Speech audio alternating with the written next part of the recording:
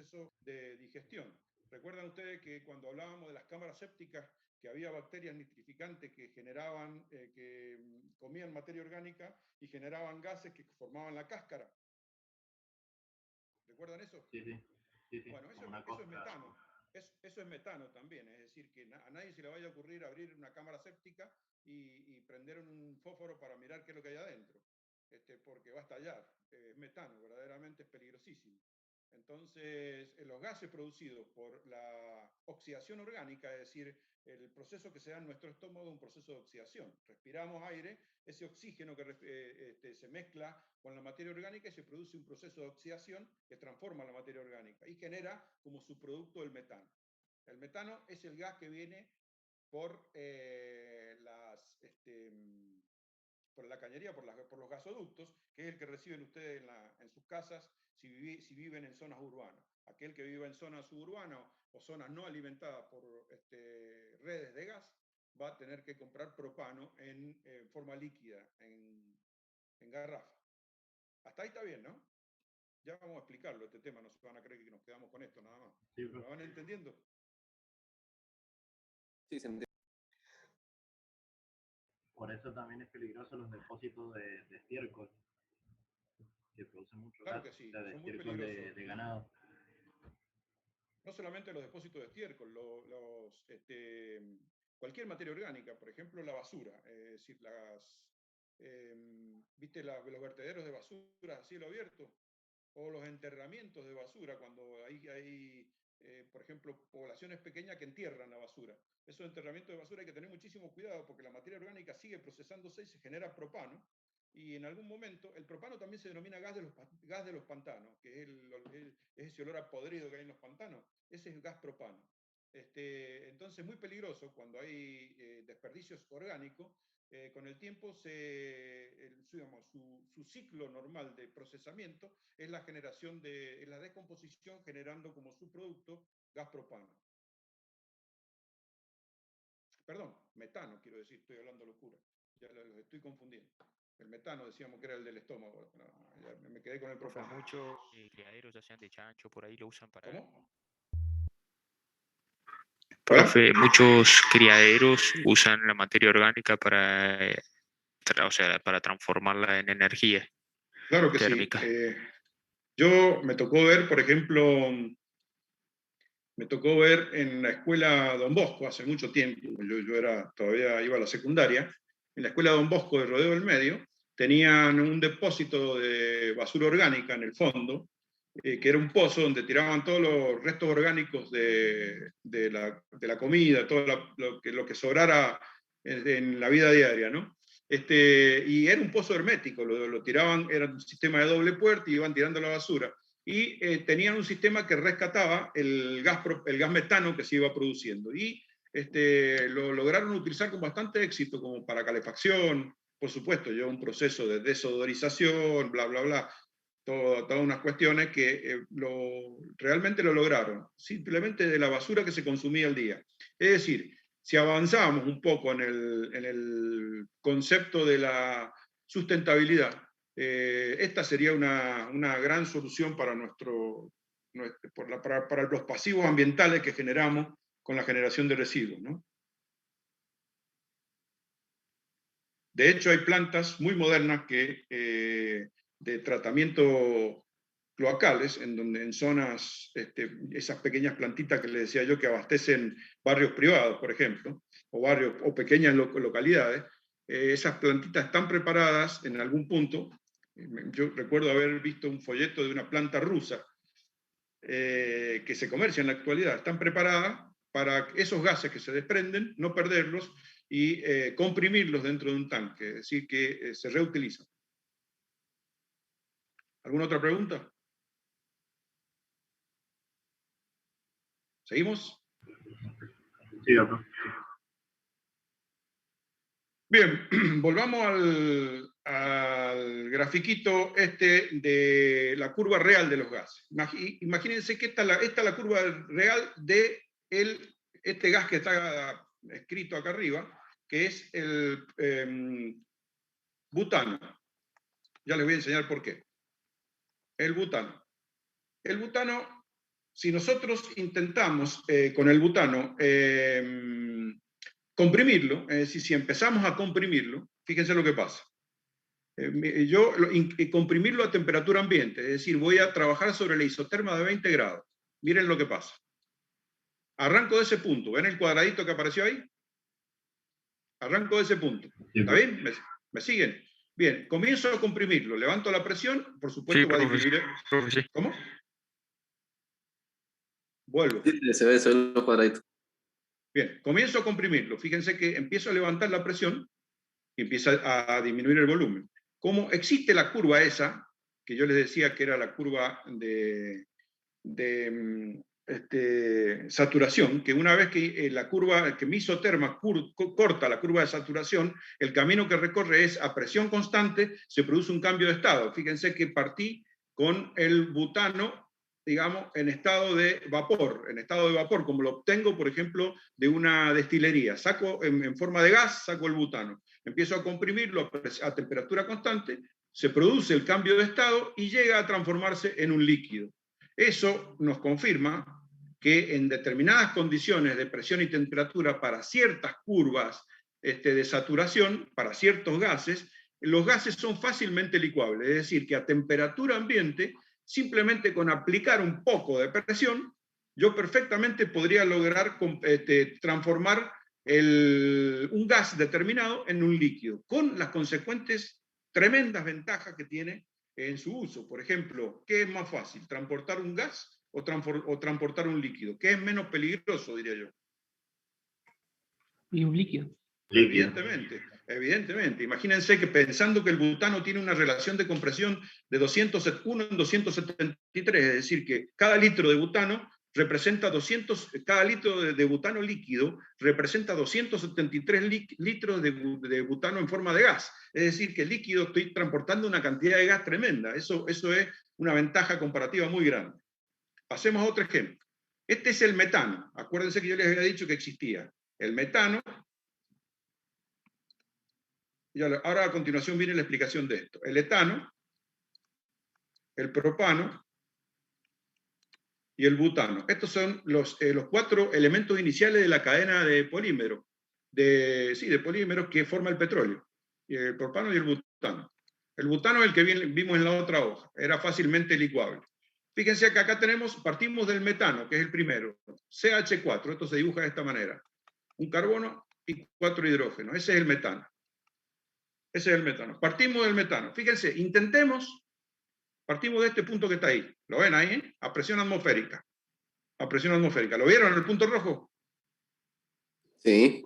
Bien, en la isoterma de 20 grados tratemos de comprimirlo, o sea, elevarle la presión. Y vemos si en algún punto obtenemos líquido. ¿Qué conclusión pueden sacar ustedes de esto? Si sigo comprimiendo a lo loco el butano, todo lo que yo quiera. No es licuable. No es licuable para nada. O sea, sí es licuable, pero yo tendría que hacer esto, fíjense. Bajarle la temperatura, irme cortando isoterma hasta menos 83, menos 85 grados bajo cero, y ahí la isoterma que yo voy a encontrar va a ser esta, y va a encontrar el líquido. ¿Se entendió? O sea, no es licuable a temperatura ambiente. Claro, entonces, bajar la temperatura es un proceso industrial muy caro, muy caro. Entonces, sí es licuable, en definitiva, en ciertas condiciones. Pero en condiciones normales de presión y temperatura no es licuable. ¿Se entendió la diferencia? Bárbaro, profe. Sí, profe. Bien. Vamos a ver otro ejemplo con el metano. Fíjense lo que pasa ahora. ¿Qué es lo que hago yo? Directamente es el caso que les estaba tratando de explicar recién. En lugar de irme para abajo como recién, voy a hacer lo siguiente. Parto de ese punto A y comienzo a bajar la temperatura a presión constante, a la presión atmosférica. En un punto voy a lograr licuarlo, pero tengo que bajarle la temperatura. Eso es lo que estaba tratando de explicarles recién. ¿Entendieron? ¿Vieron que fui cortando isotermas?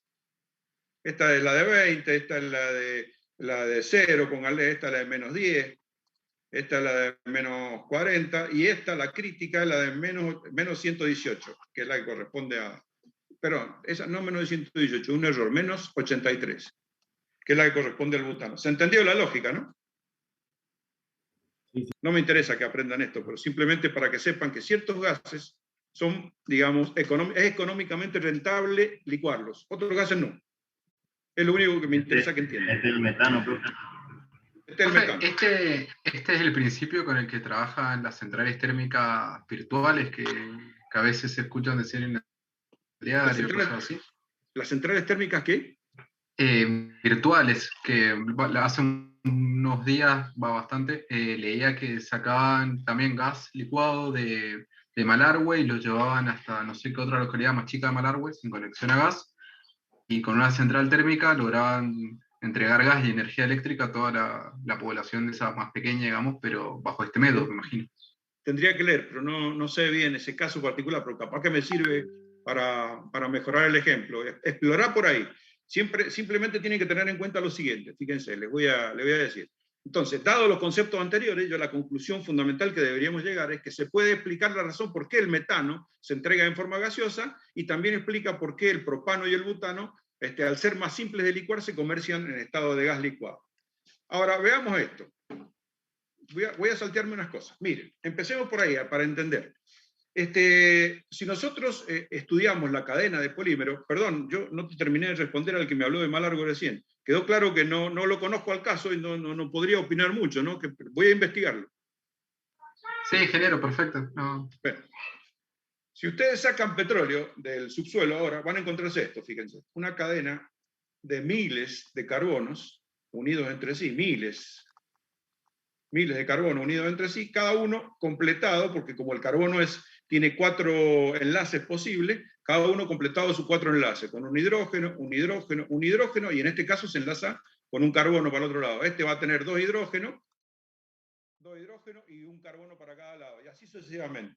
¿De qué se trata la industria del petróleo? Es la industria de la destilería, se trata de estas cadenas gigantes, cortarlas en algún lado y encontrar un producto comercializable. Por ejemplo, si la corto por acá y le agrego un hidrógeno, encuentro el metano.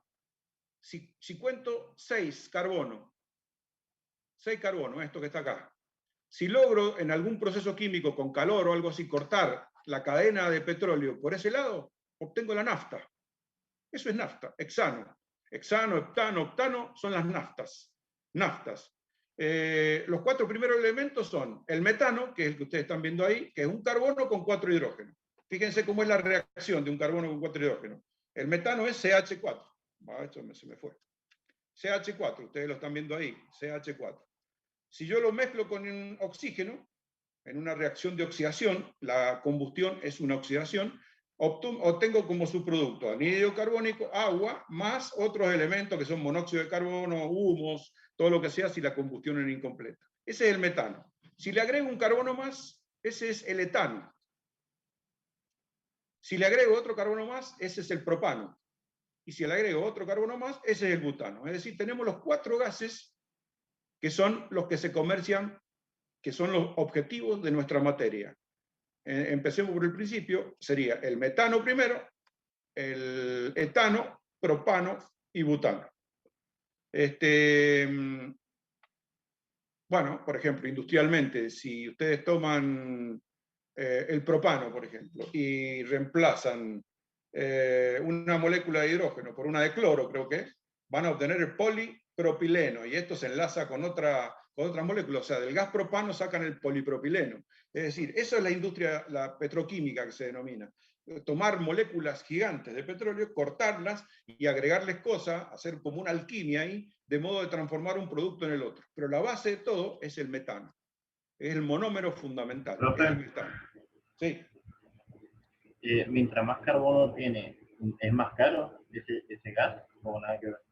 No, puede tener hasta 4 nomás, o sea, hasta 6, hasta la nafta, si vos la tenés, la nafta empieza a vaporizarse a los 2, 3 grados bajo cero, empieza a vaporizarse ya. Hasta la nafta, los primeros 6 elementos, hasta el hexano, son gases, se vienen en forma de gas. El resto son todos líquidos. Y sí, evidentemente, mientras el petróleo, quiero decir, mientras más procesos industriales tienen para obtener el subproducto, es más caro el subproducto que vos tengas. Pero todo parte de esta cadena de carbono que yo te mostraba acá arriba. No sé si se entendió lo que traté de plantear. No, sí, pero dentro de los mismos gases, viste que uno tiene un carbono, tiene 2, tiene 3, es comercializado, no tiene nada que ver el precio.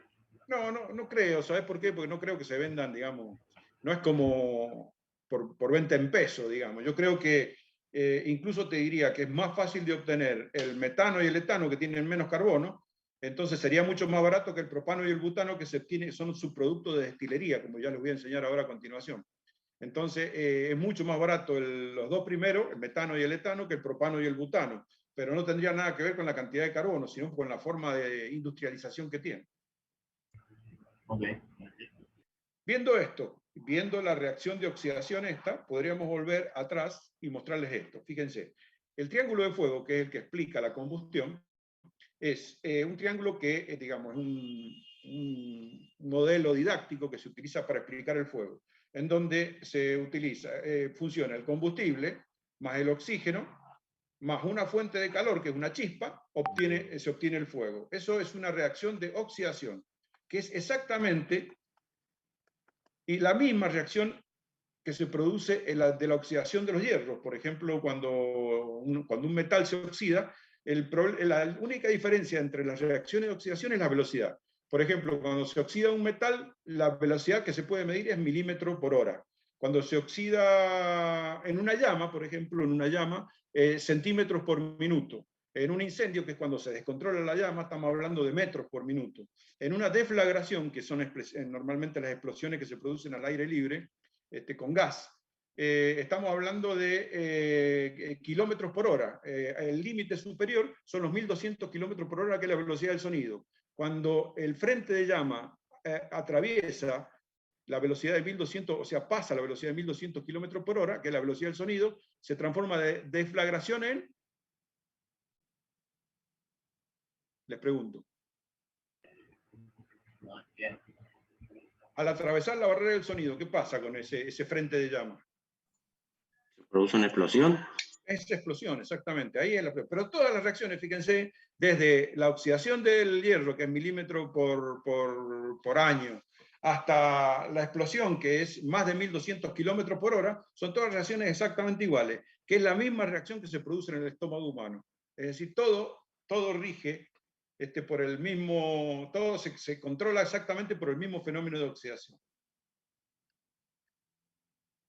Bien, ¿qué tipo de combustible, de gases combustible? ¿Tienen alguna pregunta hasta ahí? Digamos, ahí está dada más o menos la parte conceptual, la parte del marco teórico de esta cuestión. ¿Alguna pregunta hasta acá? No, profe. Bien, ¿qué tipo de gases conocemos? Y bueno, conocemos el gas natural, como el gas natural que ustedes conocen. Fíjense que es prácticamente todo metano, entre el 80 y el 95%, más algunas otras cositas, el butano, propano y algunos otros carbonos. Y el gas licuado, que es casi todo propano y butano, en distintas proporciones. Hay otros gases que se llaman manufacturados. El gas que hablábamos de que se produce de la basura se llama biogás, que es casi todo metano, fíjense.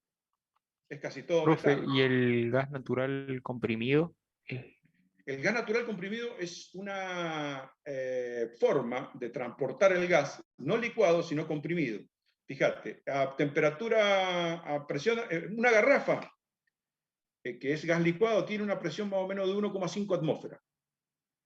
El gas comprimido se transporta en forma de gas, pero a presiones que llegan a las 200 atmósferas.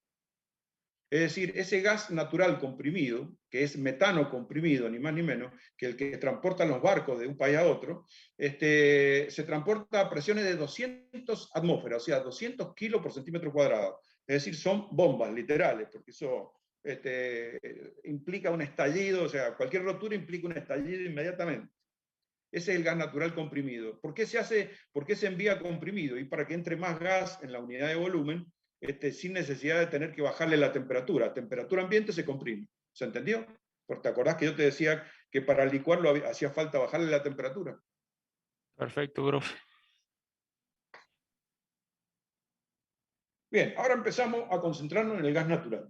Vamos a hablar del gas natural y del gas licuado en la clase de hoy. Vamos a concentrarnos en el gas natural. ¿De dónde sale? Bien, el gas natural se obtiene naturalmente, como ustedes lo ven ahí, de napas subterráneas en la cual coexisten agua, o sea, se estratifican por densidad, ¿no es cierto? Agua, el petróleo sobrenadando en el agua, Y por encima de todo eso, el gas. Directamente está ahí. Forma parte de los pozos. O sea, prácticamente, casi tal cual como se saca del pozo, es comercializado. Es muy poco el proceso industrial que se le introduce. Solamente se le introduce alguna odorización, por ejemplo, es decir, se le mete artificialmente olor al gas para que sea detectable, porque naturalmente es inodoro como sale de los pozos, se odoriza y se deshumecta, es decir, se le saca humedad. Este sería el único proceso industrial que tendría ese gas. Vamos a verlo en la siguiente diapositiva. Normalmente el gas natural anda en un poder calorífico que varía entre 8.200 y 10.300 kilocalorías por metro cúbico. Es decir, es capaz de entregar esa cantidad de calor por unidad de volumen. Tomamos como un valor promedio referencial para hacer todos los cálculos el poder calorífico del gas natural como 9.300 kilocalorías por metro cúbico. ¿Quedó claro eso? Esos son números que ya tienen que empezar a guardárselos en la mente. El poder calorífico del metano, es decir, del metano, gas natural, CH4, el poder calorífico es 9.300 kilocalorías por metro cúbico. O sea, nominalmente, quiero decir, puede variar entre 8.200 y 10.000. Esa es la gran diferencia que ven ustedes que dicen que en invierno el gas calienta menos, esas cosas que escuchan que dicen sus mamás. Bueno, esa es la variación que se produce. Bien, este es el proceso industrial. Fíjense, del propio pozo de petróleo, que está acá, del propio pozo petrolero, si ustedes ven la referencia que les coloco, este pentágono que hay en violeta es un punto de tratamiento, el círculo con la cruz verde es un punto de regulación de presión, y el hexágono es un punto de medición, el hexágono naranja. Entonces, lo primero que tenemos es un punto de tratamiento, apenas sale del pozo. En ese tratamiento, fíjese lo que se le hace. Separación de líquidos y otros gases y una compresión inicial para que se pueda mover en un gasoducto. Es decir, al salir el gas se descomprime completamente, entonces hay que recomprimirlo mediante compresores gigantes para que pueda circular por el gasoducto. Es la única manera de transportarlo en un gasoducto, comprimido. Es decir, que vaya con presión, si no, no se puede transportar. Entonces, fíjense que acá el único tratamiento y sale directamente tal cual, con ese pequeño tratamiento industrial sale al consumo. ¿Qué es el consumo? En algunos casos, el consumo son directamente industrias que quedan en zonas bien retiradas de las ciudades. Normalmente en esas industrias se consume a alta presión. Fíjense que acá estamos hablando de alta presión, ese AP significa alta presión. Luego, otra rama, fíjense que se acerca más a la ciudad. Este complejo que hay acá es una zona urbana con su zona periférica, que es una zona industrial. Entonces, ahí también va a alta presión y se regula a media presión para que trabaje la industria, se regula a media presión para que entre a la ciudad, pero a la ciudad propiamente dicha no entra a media presión, sino que entra a baja presión. En la ciudad hay una disposición que el gas tiene que circular a baja presión. Esta disposición debe tener más o menos unos 18 años, más o menos, pero antes los gasoductos viejos que hay acá en la ciudad circulaban a media presión dentro de la ciudad, con todo el peligro que eso significa. ¿Qué es alta, qué es media y qué es baja presión? De alta presión hablamos por encima de 2 kilos por centímetro cuadrado, media presión entre medio kilo y 2 kilos por centímetro cuadrado, y baja presión estamos hablando de 200 gramos por centímetro cuadrado, nada. Es decir, que el gas que circula por toda la ciudad ahora anda en una presión inferior incluso a los 200 gramos por centímetro cuadrado, 0,02, perdón, a los 20 gramos por centímetro cuadrado. Muy baja la presión. Lo que baja, al bajar la presión, evidentemente bajamos la peligrosidad. Pero funciona todo bien. Entonces, fíjense entonces este es el diagrama del consumo, de la producción industrial. Y fíjense que se divide en tres partes fundamentales. La primera, la que le señalo con el rótulo negro, es la extracción propiamente dicha. La segunda es el transporte. Y la tercera es la distribución. Tanto la extracción como el transporte como la distribución la hacen tres tipos de empresas distintas. O sea, normalmente no pueden ser empresas con la misma razón social por una cuestión estratégica que al país no le conviene que haya en privado dominando una parte del negocio. Entonces obliga el Energas a que cada Digamos, que haya empresas distintas para finalidades distintas en el proceso de gas. Uno no sabe pues, quiénes son los dueños de la empresa, pero bueno, está Profe, pautado. pero de cada Sí. proceso siempre hay uno como más más central, o sea, más uno que otro. Por ejemplo, Ecogas, como más conocido que cualquier otra empresa Claro, dentro de los...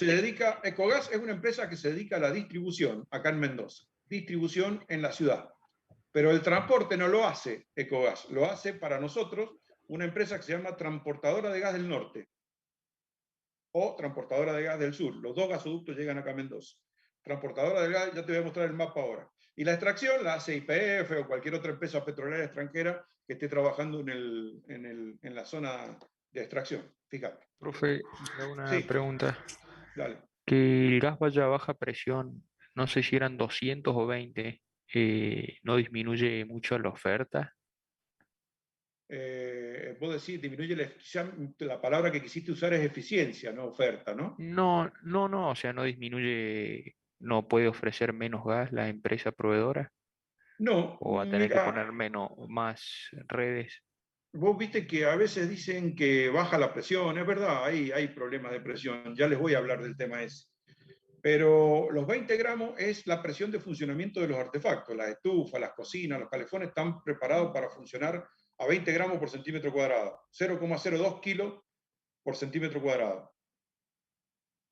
No sé si esto, no sé si estoy respondiéndote bien la pregunta. Sí, profe, sí, ahí se me aclara un poco. Porque la palabra oferta me confunde, no sé qué responderte con respecto a la oferta. A ver, yo lo ejemplifico como si fuera agua. Si tenemos un diámetro más grande de agua, vamos a Claro, poder claro. tener más agua y Vos, vamos a poder vos ofrecer pensás que la más. presión, claro, vos pensás que la presión, digamos, al variar la presión, es verdad, hay una zona gris que varía entre 14 gramos por centímetro cuadrado y 22 gramos por centímetro cuadrado. Puede variar la presión dentro de la presión interna de la ciudad, quiero decir. Pero de todas maneras, son las presiones de funcionamiento. No te vas a creer que funcionan con presiones mayores. Cuando hay presiones mayores, por ejemplo, que hay partes de la ciudad que ustedes van a encontrar media presión, aparte de ser muchísimo más peligroso, porque estamos hablando de presiones 20 veces mayores o 40 veces mayores que la presión que te estoy hablando, aparte de ser mucho más peligroso, es más caro la instalación. ¿Por qué? Porque hay que hacer una regulación. Y eso ustedes lo van a detectar cuando tengan que intervenir en una casa vieja. Cuando vean el medidor, abren la puerta del nicho, del gabinete, y van a detectar que aparte del medidor de gas hay un aparatito. ¿Saben de lo que les estoy hablando? Hay un aparatito cuadrado, redondo, lo que hay un aparatito que no es parte del medidor, que está cumpliendo una función, pero no es parte del medidor. ¿Saben de lo que les estoy hablando? Sí, profe, el regulador. Es el regulador. Yo sabía que alguno iba a tener ¿Es el alguna azul que experiencia. se pone arriba de la garrafa? ¿Puede Azul es ser? una marca muy buena, italiana, está muy bueno. Es ese, exactamente es. Ese azul que vos decís funciona no solamente como regulador, sino que tiene una extraordinaria función aparte, si es el mismo del que estoy hablando yo, que es que funciona como disyuntor, es decir, que si el aparato lee una fuga violenta de gas en forma instantánea, se corta el suministro. Por ejemplo, una persona que vos tengas trabajando una persona en tu casa y pique una cañería de gas con una punta, ¿no? Entonces esa fuga instantánea de gas por fuera o sea, por demás de esos 20 gramos por centímetro cuadrado, automáticamente corta el suministro. Eso es el regulador de gas. Pero el regulador, la función que cumple es bajar de 2 kilos por centímetro cuadrado a 20 gramos por centímetro cuadrado. ¿Me siguen? Bárbaro, profe. Imagínense ustedes qué peligroso que es llevar una cañería a una presión con un gas que es inflamable a una presión de 2 kilos por centímetro cuadrado por debajo de una vereda. Es una locura. Se hacía, por supuesto, y todavía hay instalaciones en nuestra ciudad. Ustedes van a ver muchísimas casas que tienen reguladores de gas. Pero ya para que vayan aprendiendo. La forma de hay que detectar. adaptar las cañerías para que no haya ninguna fuga. Claro, o sea, estamos hablando. No, las cañerías internas, y fíjate que solamente reciben gas a 20 gramos, porque vos tenés ese regulador que baja la presión de 2 a 0,02. ¿Me entendiste? O sea, la cañería interna sigue andando muy baja presión. O sea, desde el principio, desde antes que existiera la baja presión en la ciudad, la cañería interna andaba a baja presión porque los artefactos están regulados para eso. ¿Se entendió lo que digo, no? Sí, sí. Bien, estas son las zonas de producción. Fíjense, ¿se acuerdan que yo les dividía en tres? Que les decía extracción, transporte y distribución. Bueno, estas son las zonas de extracción. La zona de extracción tenemos la cuenca del noroeste, son gasíferas, la cuenca cuyana, en donde nosotros producimos gas acá en la zona de, ¿cómo se llama aquella zona? Barrancas, toda esa zona, en San Juan, en la zona de Malargüe también se produce gas. La cuenca neuquina, después está la cuenca del Golfo de San Jorge y la cuenca austral. Después de esa cuenca viene la parte del transporte, ¿no? Que era separada de la producción. Y el transporte la hacen dos distribuidoras, para el que me preguntaba recién. La transportadora de gas del norte y la transportadora de gas del sur. Está dividido en dos el país. La transportadora de gas del norte es esta parte verde que ustedes ven acá arriba, que distribuye a todo el norte del país, incluso a Buenos Aires, y la transportadora del gas del sur distribuye a toda la Patagonia, incluso a La Pampa y Buenos Aires también. Nosotros tenemos una conexión que llega a Mendoza desde transportadora de gas del norte y desde transportadora de gas del sur. Pero hay dos transportadoras. Y luego viene la distribución. La distribución la hace acá en Mendoza, como decía nuestro compañero recién, la empresa Ecogas, que lo único que hace es justamente eso, la distribución dentro de la ciudad, pero no se ocupa del transporte y no se ocupa de la producción. No se ocupa por ley de eso, o sea, no pueden haber la misma persona en una cuestión estratégica para un país controlando estas fuentes tan estratégicas para el funcionamiento del país. ¿Quedó claro hasta ahí, no? Profe, ¿y por qué pagamos Sí, tanto profe. el gas más caro que Buenos Aires si nosotros lo producimos? Vaya a saber, ¿no? Esas son las paradojas de la vida. No tengo idea, realmente no tengo idea. Yo te digo que cuando por ahí dicen que hay que hacer el Mendo Exit, yo digo, pero si tenemos de todo, lo único que nos faltaría es un poquito de harina para hacer pan, pero lo demás tenemos de todo, si gas, petróleo, nos podríamos hacer el Mendo Exit. Yo lo puedo, profe. Gracias. Es un chiste, ¿no? No van a creer que soy un... Bien, hablemos del almacenamiento, porque acá hay una cuestión. Acá hay una cuestión que tienen que entender. El gas, cuando uno hace un agujerito en la tierra, en un pozo petrolero, y empieza a salir ese producto, eso no puede parar, anda a las 24 horas y está saliendo gas a las 24 horas. Entonces ustedes razonarán conmigo de que hay épocas en que hay mucho más consumo de gas, que son las épocas invernales, y hay épocas en que hay mucho menos consumo de gas, que son las épocas estivales.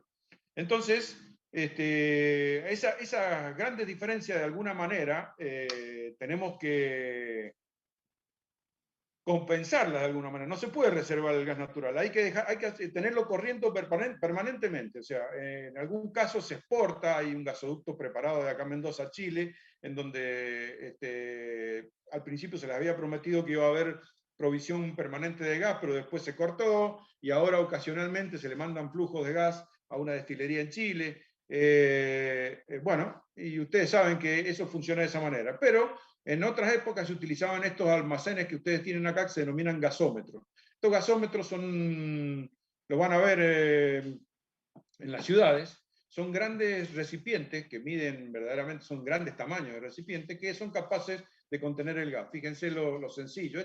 Este gráfico que está acá lo dejé por lo sencillo de su comprensión. Fíjense, viene el gas que me sobra, entra por este cañito, sale a este ambiente, esto está lleno de gas, este ambiente está lleno de gas, tiene un suelo, esto es una campana totalmente hermética acá arriba, y tiene el suelo es agua, es una campana que está flotando en el agua. Entonces, si yo regulo el valor de esta pesa, si yo le pongo peso más peso o menos peso, voy a aumentar o disminuir la presión de todo este recinto, en función del peso de la campana. Entonces, en función de eso, entrego el gas después por este segundo cañito a distintas presiones, regular media presión, a presión, baja presión. Esos recipientes servían, ustedes no se acuerdan, pero hubo uno que explotó una vez ahí en las tipas, el recipiente de estos esféricos, explotó una vez, una siesta. Todavía. Bueno, servían para almacenar en épocas de grandes producciones de gas, se almacenaba para épocas de grandes consumos. O sea, en la época de bajo consumo se almacenaba para época de alto consumo. Se ven todavía, por ejemplo, este ejemplo, son 4 edificios que son gasómetros, que son falsos edificios en realidad, son estos que ustedes ven acá, muy estilo, muy bonito, en realidad oculta un tanque como el que les mostré acá arriba, un tanque como el de la derecha ahí. Esto está en Viena. Todavía ahora se usan como monumento, por supuesto, ya no se usan más. Bien, hablemos de las presiones. La presión a la que anda el gas natural. El gas natural se transporta a alta presión, como dijimos, la alta presión es mayor, más de 2 kilos por centímetro cuadrado. Después existe la media presión, que es lo que consumen muchas industrias. Muchas industrias consumen alta presión, otras industrias consumen media presión, que anda entre 0,5 y 2 kilos por centímetro cuadrado. Y acá le falta un cerito, 0,02 metros de columna de agua. Y después está la baja presión, que son lo que es la que circula por dentro del domicilio. Con muy baja presión, la verdad. 0,02 bar, acá está mejor escrito. O sea, en realidad, la presión verdadera en época de buen funcionamiento son 160 milímetros de mercurio, es decir, 0,016 bar, lo que es 0,016 kilos por centímetro cuadrado, lo que es 0,016 atmósfera, equivale a lo mismo. 0,02 es un número que pongo yo para redondear. Ahora aprovecho, son los números que nos vamos grabando. ¿Cuál era el poder calorífico del gas natural? A ver si se acuerda uno o dos. 1900. 9300. Kilocaloría metro cúbico. Muy bien, 9300 kilocalorías por metro cúbico. ¿Pero era verdaderamente ese valor? ¿O era un rango? Entre 8000 y 10000. Bien, entre 8.000 y algo y 10.000 y algo, exactamente. Ahora hay otro valor para tener en cuenta. La presión dentro de un domicilio tiene que ser 0,02 kilos por centímetro cuadrado, algo para tener en mente. ¿Por qué? Porque ustedes cuando pidan hacer un ensayo de estanqueidad de la cañería, cuando el gasista le va a entregar el trabajo hecho, van a tener que hacer una prueba hidráulica, ¿no? Esa prueba hidráulica va a consistir en levantar la presión a un valor aproximado superior a 0,02 kilos por centímetro cuadrado y se va a tener que mantener la presión por X tiempo, ¿no? 15 minutos, 20 minutos, 2 horas, lo que ustedes estipulen. Eso ya está estipulado, pero si ustedes quieren que esté de un día para otro, va a estar de un día para otro, pero siempre asegúrense que son estancas las cañerías de gas. ¿Está claro? Sí, profe. Bien, acá hay un resumen de las variables importantes. Poder calorífico, bueno, tal cual les había dicho. Bueno, un resumen como para que tengan... Profe, tengo una duda ahí. Sí, dale. Entonces nosotros si estamos trabajando con gases a presión baja, ¿estaríamos trabajando con presiones menores a la presión atmosférica o no? No, porque la presión atmosférica es... siempre, fíjate lo que te voy a hablar, siempre se trabaja con presiones relativas, siempre es una presión superior a la atmosférica.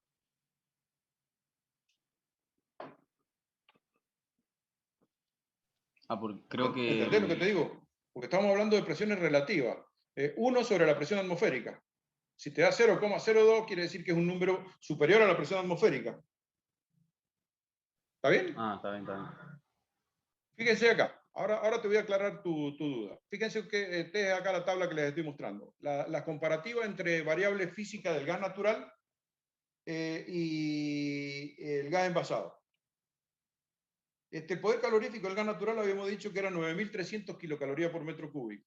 Y su densidad decimos que es 0,65. Ahora yo les pregunto, entrando de vuelta en el tema de las presiones y qué tipo de variables estamos estudiando acá. ¿Qué falta ahí en la designación de la densidad? Las unidades.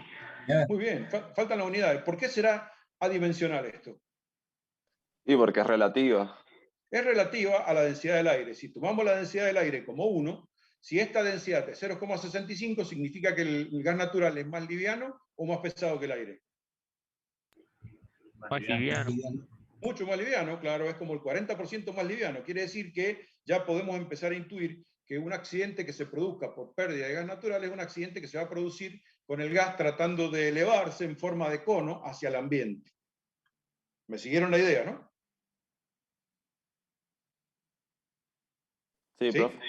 Bien. Vamos al gas envasado. No, olvídense del gas envasado de grado 1 que existe y olvídense del gas butano-aire que también existe. Vamos a comparar el gas natural con el gas envasado de grado 3, que es el que normalmente viene en las garrafas, que es 20% de propano y 80% de butano. Fíjense, el poder calorífico, ahí empezamos con la locura, ¿no? Con las comparativas medias raras. El poder calorífico del gas envasado es 27.800 kilocalorías por metro cúbico. Hagamos un primer ejercicio mental y comparemos con el gas natural. 3 veces más. Una locura, es 3 veces más. Entonces, ¿qué significa eso? ¿Qué significa que va a tener que pasar? ¿Qué va a tener que pasar para que una pavita de agua la calentemos de igual manera con gas natural o con gas envasado? ¿Qué tenemos que corregir? Mucho tiempo en el fuego. No, porque van a hervir más o menos al mismo La tiempo. presión. Justamente eso es lo que te quería decir. ¿Qué es lo que corrige el plomero ahí cuando entra a la casa y el artefacto es presión. con gas envasado o con gas natural? El pico de la ¿Perdón? salida. El pico de la La salida. salida, el piquito. El pico, exactamente, la entrada de aire. Acuérdense del triángulo de fuego. ¿Qué necesitaba para poder que se produzca esa llama?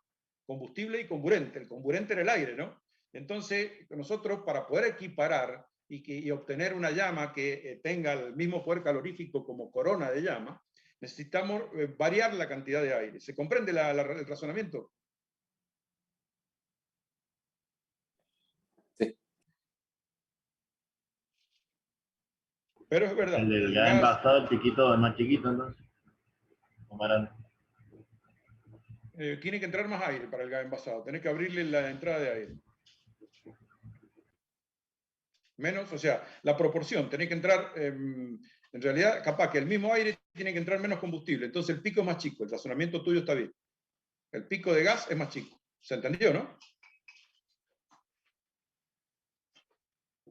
Si no se entiende, paro. Porque es una tontera esto, simplemente saber conceptualmente las cosas. ¿Quedó claro eso o no? Vuelvo sobre la explicación. ¿Me están escuchando o no? Sí, se Sí, entiende. profe, de mi parte quedó Bien, claro. entonces, fíjense ahora, analicemos la densidad del gas envasado grado 3. ¿Qué valor es? 1,52. ¿Qué podemos razonar de eso? Más pesado que el aire. ¿Cómo es con respecto al aire? Más pesado. Más Si hay pesado. una pérdida, es más pesado, es mucho más pesado. Entonces, ¿qué tipo de accidente se va a producir cuando hay una pérdida en una garrafa? En lugar de cono, se llaman de manto esto. ¿Cómo cae el gas? Y Y se se va va a a ir extender en el piso, posando ¿no? sobre el suelo, claro. Se va a estratificar hacia abajo. Entonces, encontrar son enchufes, fuentes de chispa fácilmente, se va a encontrar desde abajo hacia arriba. Entonces los accidentes de gas envasado son muchísimo más peligrosos que los de gas natural. ¿Se entendió la lógica?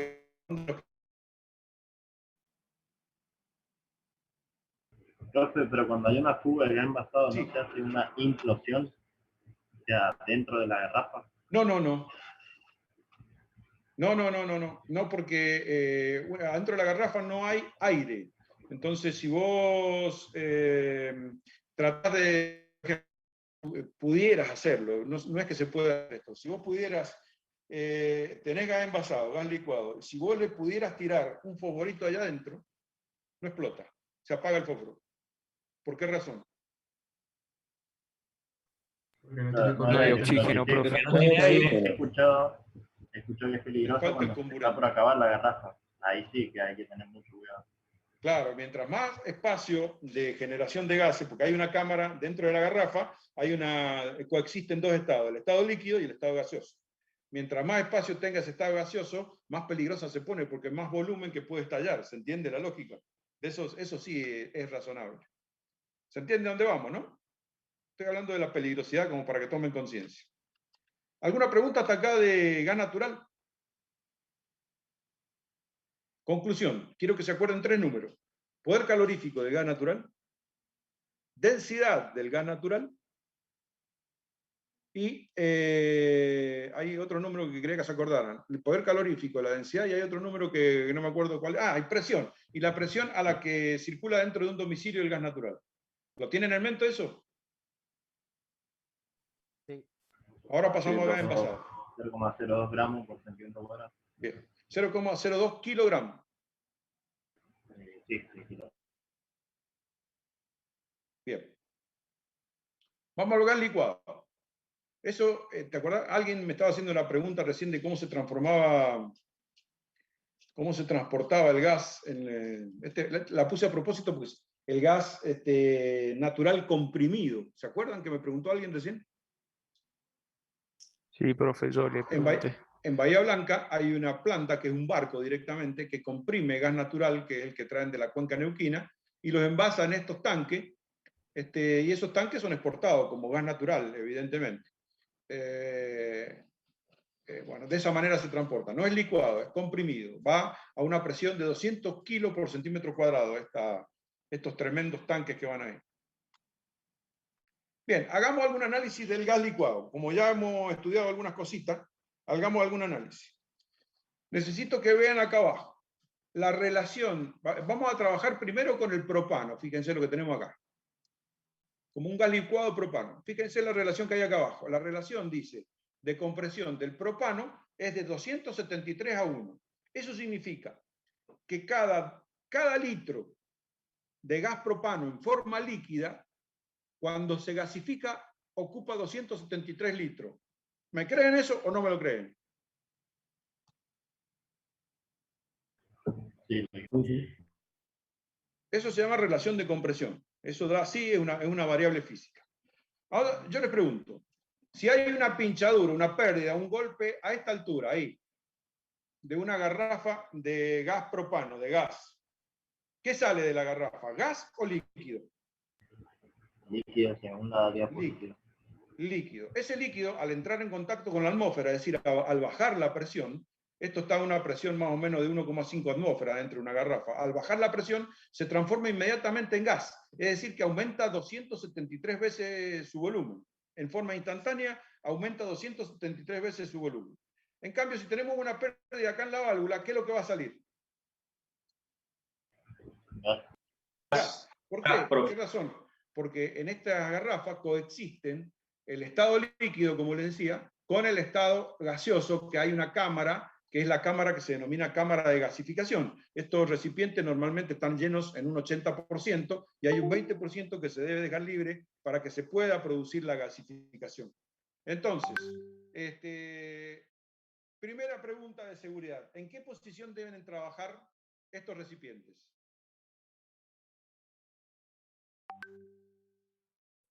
Vertical. Verticales.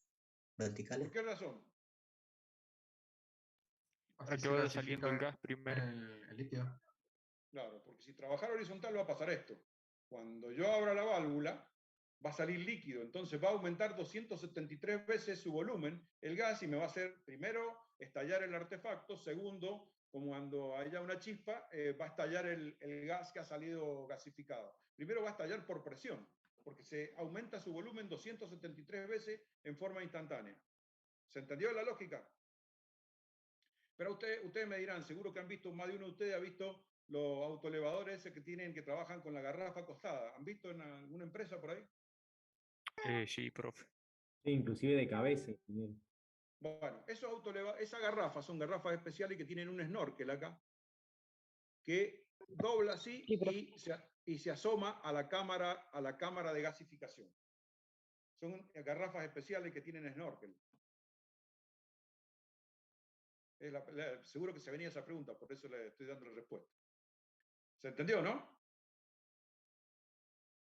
Entonces, ¿en qué lo usan eso así horizontalmente? No sé si has visto los autoelevadores, que son esos carritos que levantan piezas así, que levantan... Sí, como ascensores, digamos, de vehículos. Claro, pero que tienen 4 ruedas, ¿viste? Que van de un lado a otro. Por ahí andan con garrafa, y vos vas y lo ves con la garrafa acostada, y vos decís, esto va a explotar. No, son garrafas especiales, no son garrafas comunes. Incluso algunos trabajan con la garrafa exactamente invertida, como decía nuestro compañero ahí. Esa garrafa invertida tiene un snorkel que va hasta acá arriba. O sea que toma siempre la fase gaseosa. ¿Está bien? ¿Qué conclusión saco yo de todo esto? Que ustedes tienen que recordar que está recontraprohibido que los tubos de gas trabajen acostados o inclinados. ¿Sí o no? Sí. Bien, entonces, fíjense, yo hasta ahora les he hablado nada más que de la peligrosidad de la presión, es decir, cuando sale líquido y aumenta 273 veces su volumen. Pero imagínense que ese líquido encima se transforma en un gas que es explosivo. Y fíjense que el poder calorífico de ese gas, si es propano, habíamos dicho que era 1,5. Perdón, la densidad era 1,5. El poder calorífico está por acá. Densidad litros de gas por kilogramo, kilocaloría por metro cúbico, de 22.380 kilocalorías. Entonces saquemos la cuenta. Pónganle que abro la válvula y sale 1 litro de gas a 22 kilocalorías por litro. O sea, si dijimos que eran 22.000 kilocalorías por metro cúbico, 22.380 kilocalorías por metro cúbico es el poder calorífico. Pero yo acá, como yo les estoy pidiendo que saquen 1 litro, en lugar de trabajar con metro cúbico, trabajo con litro. Es 22 kilocalorías por litro. Y acá abajo, si se produce la pérdida, cada litro se transforma en 273 litros. Entonces, fíjense, si yo multiplico 273 litros por 22 calorías que tiene 1 litro, esta pérdida de gas en forma líquida va a implicar una explosión 273 veces superior que a los 22 kilocalorías que tenían en una pérdida de forma gaseosa. Son 6.006. Da 6.000 y pico, 6.102 kilocalorías, por ahí está la cuenta. ¿Se entendió el razonamiento? O sea que ahí me estoy marcando para el gas envasado 2 peligros. El peligro de la presión por un lado y el peligro de la inflamabilidad por otro lado.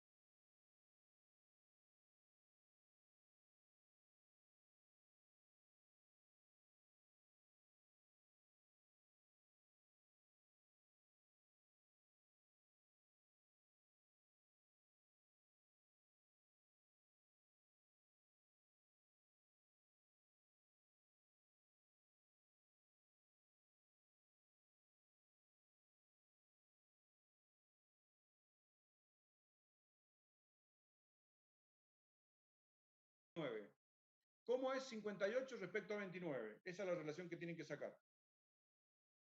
Mayor.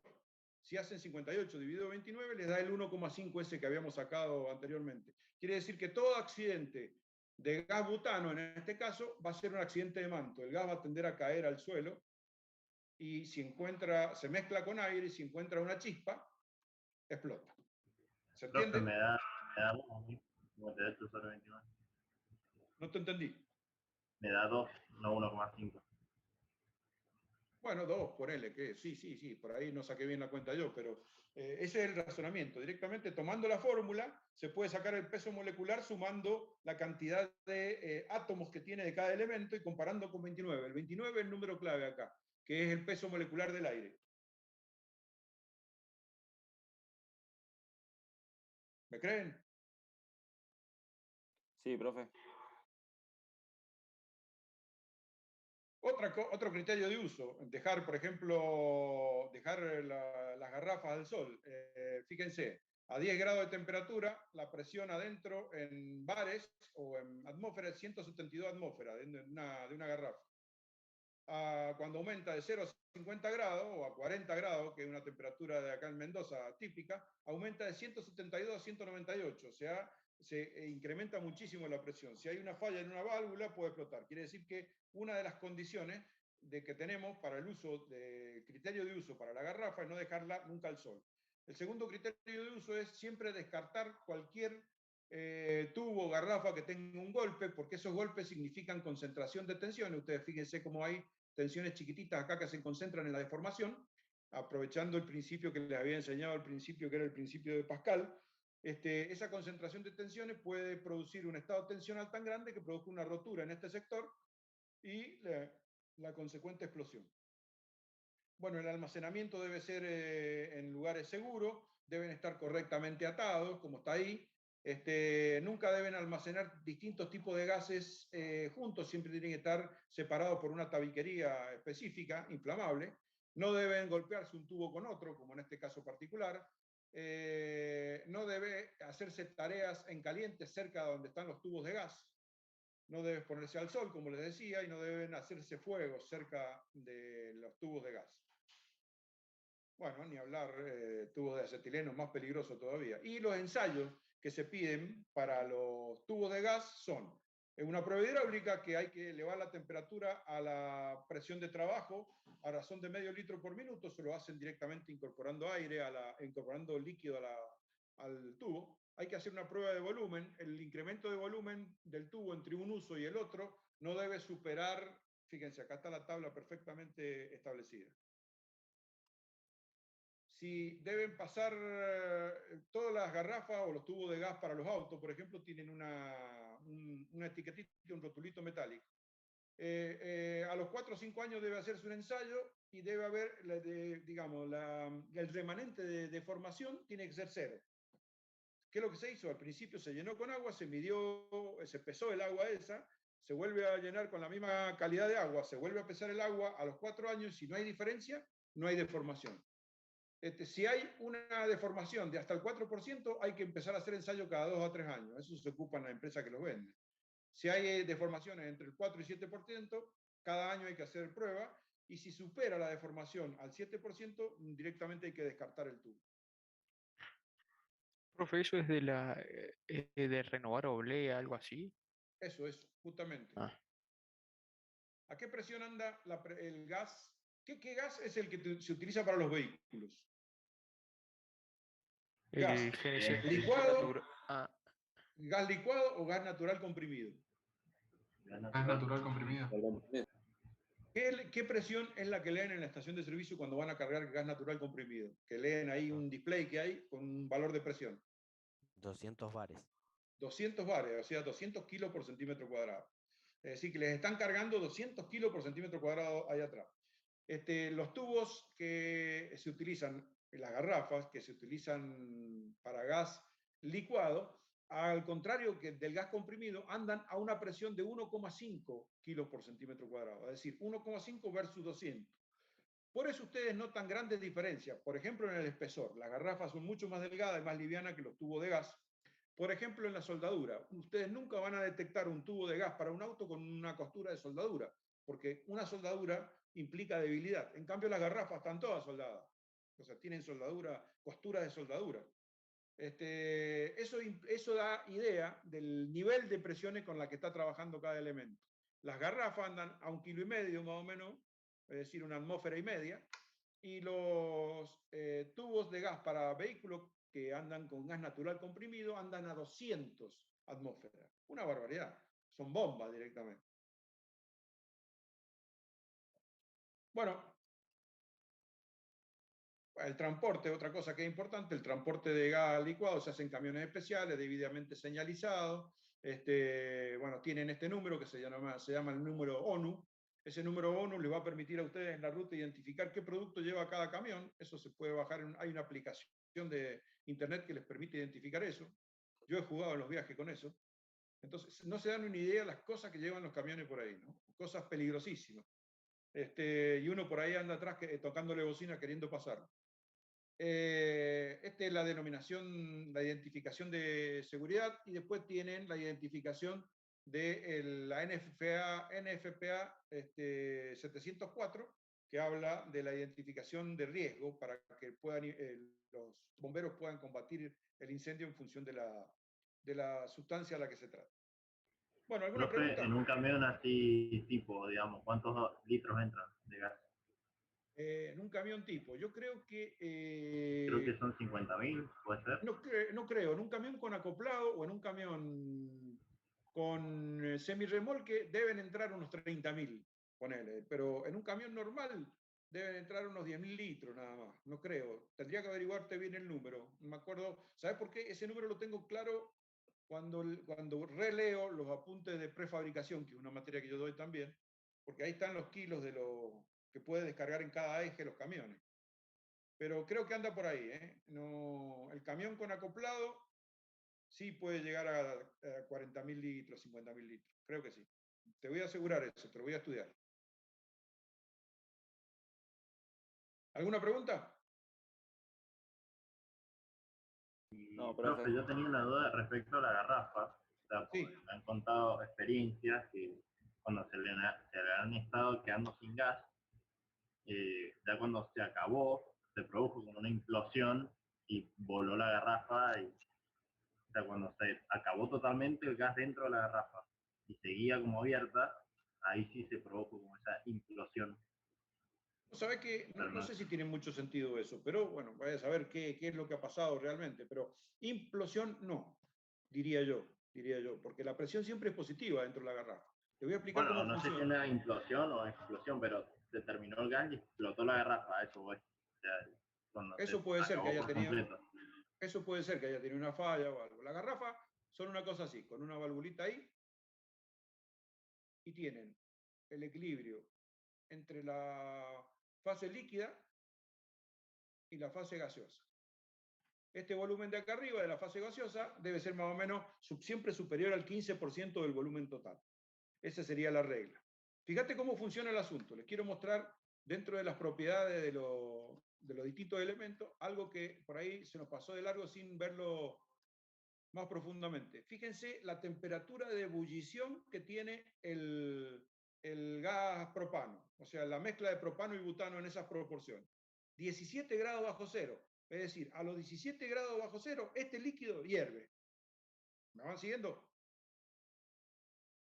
Sí. Sí. Entonces, fíjate qué razonamiento hacemos con la garrafa. Ponele que acá afuera, estemos acá en Mendoza, 20 grados de temperatura. 20 grados de temperatura en el exterior, ¿no? Hay solcito en invierno, 20 grados de temperatura en el exterior. A los 20 grados, este líquido que hierve a los 17 grados bajo cero, naturalmente va a hervir a los 20 grados, ¿no? Empieza a hervir como si fuera agua puesta al fuego, hierve. Esas burbujitas que se producen ahí es el gas que cuando llega a una presión determinada, esa burbuja deja de producirse, como en el sifón. Cuando ustedes el sifón no lo hacen funcionar y dejan la cámara del sifón sin, digamos, con anhídrido carbónico, llega un momento que no salen más burbujas para arriba de soda, no salen más burbujas de anhídrido carbónico, porque se estabiliza la presión. Entonces, ¿qué es lo que pasa? Cuando yo abro esto para el consumo, cuando abro la válvula, baja la presión de esta cámara. Al bajar la presión de esta cámara, vuelven a darse las condiciones para que este líquido hierva y vuelve a regenerarse el gas allá adentro. Es decir, que entonces en esas condiciones, sea el volumen ese que yo les he puesto de líquido, o si queda nada más que esto de líquido en la garrafa, toda la cámara que queda va a quedar equilibrada siempre que se alcance la presión. ¿Se entiende lo que estoy diciendo? Quiere decir que por más poco gas que quede en la garrafa, siempre la cámara va a tener presión positiva. Por eso nunca podríamos hablar de una implosión. Perfecto. Sí, sí, está bien. Entonces, esa es la gran ventaja que tiene la garrafa, que a pesar de que haya, o que esté llena, o que esté casi toda vacía solamente con un poquito de líquido, la garrafa siempre en su cámara de gasificación va a seguir teniendo la misma presión. ¿Se comprendió? Sí, sí. Y otro tema también de los matafuegos, ¿por qué hay que renovarlos cada un año? Y los Ya matafuegos no sé son... si entra en el... Los matafuegos, en cuanto a la presión, fíjate lo que te digo, en cuanto a la presión, son más peligrosos que las garrafas, porque los matafuegos andan a una presión interna de unos 10 a 15 kilos por centímetro cuadrado. O sea, 10 a 15 atmósferas. Entonces, se los revisa porque se mantenga esa presión, pero fundamentalmente se los revisan por la eficiencia. Es decir, vos adentro del matafuego tenés un polvo, que es el polvo triclase, y un gas propelente. El matafuego funciona de esta manera. El matafuego funciona de esta manera. A ver, tenemos, bueno, vamos a hacer un recipiente cualquiera. Tenés un polvo un volumen de polvo que por gravedad se deposita en el fondo, y acá un gas a presión, que es más o menos aproximadamente 15 kilogramos por centímetro cuadrado. Cuando vos abrís la válvula de acá afuera del matafuego, se produce inmediatamente acá, y esto tiene un cañito que baja hasta el fondo del polvo. Desde la válvula, como el sifón, baja hasta el fondo del polvo. Quiere decir que si esta presión es de 15 kilos por centímetro cuadrado, sobre la superficie del polvo hay aplicada una presión de 15, cada centímetro cuadrado de ese polvo tiene 15 kilos de presión. ¿Se entiende eso? Sí. Entonces, cuando se abre la válvula acá afuera, ¿qué es lo que va a pasar? Esa presión, esa P, va a presionar el polvo, lo va a meter por el cañito, mezclado con aire, y lo va a sacar acá afuera.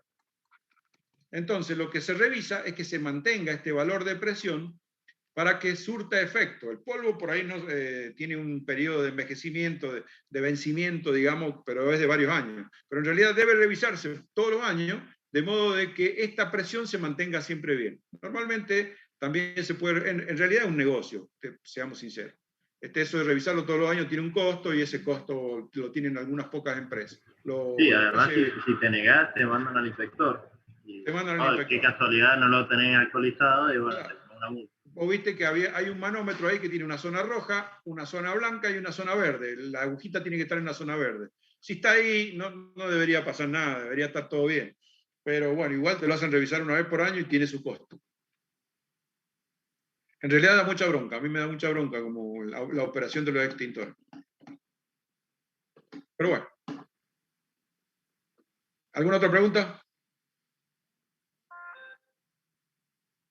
Por mi parte no, profe, gracias. Bien, ¿estamos todos todavía? Somos 47, buen número. ¿Avanzamos un poco más? Avancemos. Avancemos, profe. Sí, profe. Bueno. Bien, estos serían los principios básicos de... Bueno, ahora les veo las carepelas. Estos serían los principios básicos, digamos, las variables físicas que deberíamos comprender del gas para entender lo que vamos a ver ahora rápidamente, que es la segunda parte. Es las conexiones domiciliarias de gas. ¿Estoy compartiendo pantalla o no?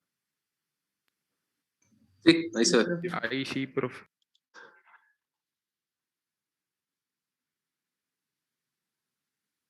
Conexiones domiciliarias de gas natural. Veamos en principio.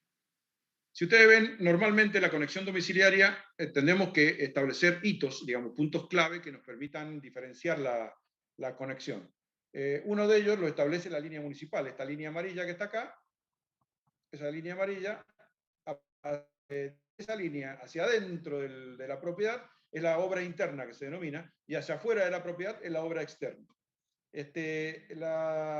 La conexión se hace, sale un servicio que se denomina servicio domiciliario, se conecta con el medidor que está dentro de un gabinete, y desde ese gabinete se reparte el gas hacia dentro del domicilio, que es lo que vamos a aprender a calcular nosotros. Ese gabinete o nicho también tiene medidas especiales, y la otra cuestión que vamos a aprender es el debido armado de las ventilaciones para poder sacarnos de encima los gases de combustión. Yo les he dicho que era otro de nuestros problemas. Normalmente, si ustedes miraran una vereda con una radiografía, tendrían esto que ustedes ven acá. El caño matriz, que es el que va por la vereda, la cañería de gas va por la vereda. A ese caño está conectado, de un modo que ya vamos a ver, un sistema que es la conexión domiciliaria. Esto se denomina dobla. Se conecta, pasa por un elemento y llega al medidor, y de ahí se reparte para adentro. Primera pregunta que les hago a todos ustedes. ¿Qué presión va por ese caño de red domiciliaria de gas? Y debería ser baja de... 2 kilogramos por centímetro cuadrado. Bueno, quiero saber. A ver, una afirmación necesito. 2. Ah, no, es media presión porque tiene el regulador de presión. Bien, ese es el razonamiento que esperaba que me dijeran. Si ustedes encuentran solamente el medidor, ya hay indicio de que por la cañería de la red va a baja presión directamente, o sea, no hace falta bajarla más. Pero en cambio, la existencia del regulador a ustedes les indica que evidentemente hay que hacer una operación intermedia para bajar la presión de, póngale, 1,5 a 0,02 kilos por centímetro cuadrado. ¿Quedó claro eso, no? Yo diría que esta es una... Si hay actividades que ustedes tienen, a ustedes les va a tocar durante su vida profesional intervenir en varias propiedades que ya están construidas y que hay que rehacer o reciclar o lo que sea. Si hay cosas que hay que revisar, lo primero que tienen que hacer es revisar los tableros eléctricos primero. Y aplicar todos los conocimientos que tengan de electricidad para ver si está en condición. En cuanto a la antigüedad, en cuanto a la presencia de tablero general, tablero principal, tablero secundario. Y lo segundo es revisar el gabinete de gas. Es decir, yo veo a una persona que hace esas dos maniobras, ya le tomo respeto porque sabe lo que está haciendo, antes de mirar cualquier característica de la obra que estén mirando. ¿Comprenden?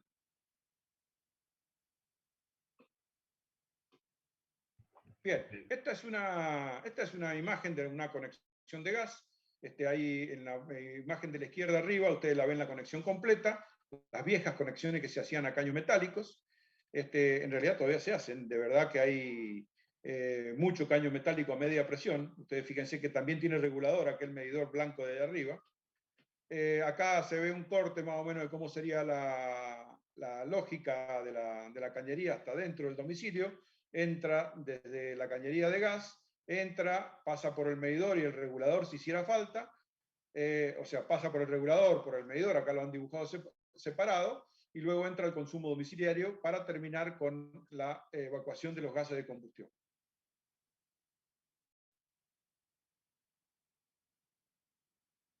Bueno, lo mismo de siempre, ¿no? Desde la línea municipal debemos distinguir hacia afuera de la línea municipal y hacia adentro de la línea municipal. Nuestra materia abarca esta parte interna de acá, todo el interior de la cañería. Estas son conexiones, digamos, las últimas, el gran avance que ha tenido los materiales en instalaciones de gas son las cañerías de termofusión. En la actualidad, la empresa Ecogas, que es la que hace las conexiones, prácticamente ni siquiera nos deja hacer el pozo. Y está muy bien, porque nos saca de encima todo un montón de responsabilidades. No tenemos que siquiera pedir permiso de rotura de vereda. La tramitación la hacen todo ellos. Por supuesto que se la cobran al propietario, pero la hacen todo ellos. Y la conexión, cuando se trata de caño de termofusión, se hace mediante estos artefactitos que fíjense que tienen dos electrodos. Uno positivo, pónganle que fuera y uno negativo, pónganle que fuera y eso lo conectan a un pequeño generador que llevan en una camioneta. Eso con la electricidad calienta una resistencia que terminan fundiendo esta pieza a la cañería original, de modo de que se hace el orificio, de modo de ya dejar instalada la conexión. Lo mismo pasa con el servicio domiciliario. Tienen dos electrodos, se colocan los dos electrodos, se hace funcionar la electricidad y por resistencia eléctrica se funde y queda conectada a la cañería de la conexión domiciliaria a la cañería de la red. Eso es verdaderamente un gran avance. Profe, ese mismo aparatito hace el caño, el agujero al caño central y ya se conecta con el otro. Claro, por acá arriba tiene como un sacabocado, entonces ustedes giran eso y le hace el orificio directamente a la cañería. Una vez que ya esté todo instalado y cerrado, se hace el orificio a la cañería. ¿Me entienden? Sí, sí. Bueno, ahí tienen otro ejemplo, para abundar en detalle, siempre les he puesto ejemplos con regulador. Fíjense, otro tipo de regulador, los viejos reguladores estos circulares que se vendían antes. Bueno, esta conexión está buena. La presencia de estas dos uniones dobles es una cosa que tienen que aprender ustedes. Siempre que les instalen un medidor, tiene que ser desmontable ese medidor. Es decir, tienen que dejar uniones dobles justamente para operar desde acá y poder desmontar el medidor. Incluso la empresa, cuando les corta el gas, ustedes lo que hacen es desmontarle el medidor. Así que tienen que dejarle a la empresa que les desmonte el medidor. Acá tienen una válvula que se llama válvula candado, que muchas veces, en lugar de desmontarle el medidor, esa válvula candado tiene una manivela que tiene un orificio por donde se pasa un candado, de verdad, o se pasa un precinto y directamente se corta el servicio. Que es esta válvula que está acá.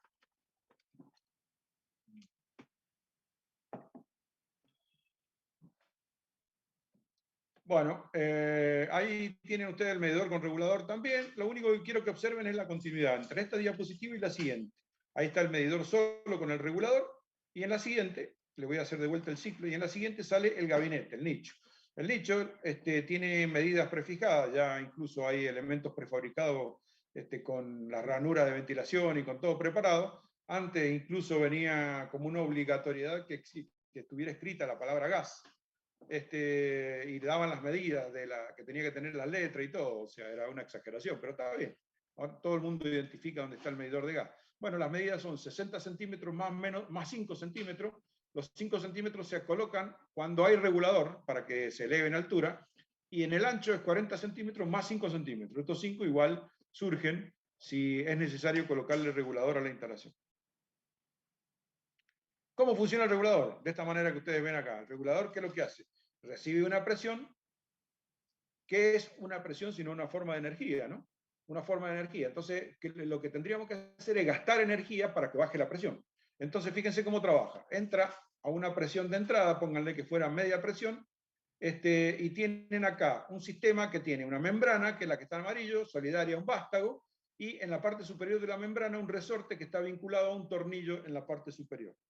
Entonces, para poder circular el gas, para poder pasar el gas en este circuito que yo le estoy dibujando, tiene que presionar sobre este cono, meterse en este orificio y salir de vuelta al consumo. Ese trabajo que hace de hacer presión sobre la superficie del cono, bajarlo venciendo el coeficiente elástico del resorte, hace que pierda energía. Entonces, en función de la cantidad de vueltas que le damos a este tornillo, que lo que va a ajustar más o menos el resorte será la mayor o menor pérdida de energía, será la mayor o menor presión que vamos a lograr al final. Más o menos la cosa es así. Profe, similar a lo que vimos con agua, ¿no? Es lo mismo, claro. ¿Te acuerdan que había una de las formas de bajar la presión en edificios de gran altura? Era colocarle, la mayoría era con tanques intermedios, pero la forma más moderna era colocarle válvulas reductoras de presión. Que eso es lo mismo, es un regulador. ¿Se acuerdan de eso? Por eso les digo que estamos estudiando más o menos lo mismo. La lógica de cálculo es un poquito distinta, pero la lógica de la dinámica de los fluidos es la misma. Solo que en este caso son más livianos que el aire. Entonces, si se pierden, no se van para abajo, sino para arriba. En la mayoría de los casos. Bien. Ahí tienen un regulador. Ahí está la marca que yo no me acordaba recién. Es Brifault. Esa marca que es tan buena de regulador. Este regulador, ese botoncito que ustedes tienen acá, es para la puesta en servicio de vuelta. Una vez que se dispara, cuando el regulador lee una gran pérdida de presión instantánea dentro del domicilio, se dispara y corta el suministro. Entonces, para volver a habilitarlo, hay que habilitarlo desde el botoncito ese. Profe, eso le iba a preguntar, que lo había visto alguno con botones. Incluso le han cortado el servicio a alguien que no correspondía, y después lo único que hacen es apretar el botón y nada más, exactamente. Para reactivar el servicio. Normalmente, claro, es una piolada. Eso es para no meterle, no tendrían candado o algo. Directamente, como uno no entiende nada, le apretan el botoncito y lo único que hay que hacer es sacar el botoncito para afuera de nuevo. ¿Entienden? Sí, y te cobran no sé cuánto por apretar el botón y no podés hacerlo vos. Y claro, después te viene una factura de 2.000 pesos por haber apretado el botón. Yo he visto que los precintos lo cortan, profe. Sí, también, bueno, sí. Estamos hablando, digamos, yo les estoy preparando a ustedes para que sean ingenieros honestos, no porque anden cortando precintos por ahí. Pero es verdad, se hace cualquier cosa. Yo recuerdo cuando estudiaba que yo estudiaba en la casa de una gente que era de afuera, entonces yo no recuerdo que nunca hayan pagado una boleta de electricidad ni de gas. Ahora, no me pregunten cómo hacían, pero trabajaban con esta clase de... Eran un grupo de muchachos que vivían en un departamento. Te colgaban ahí del cable del vecino.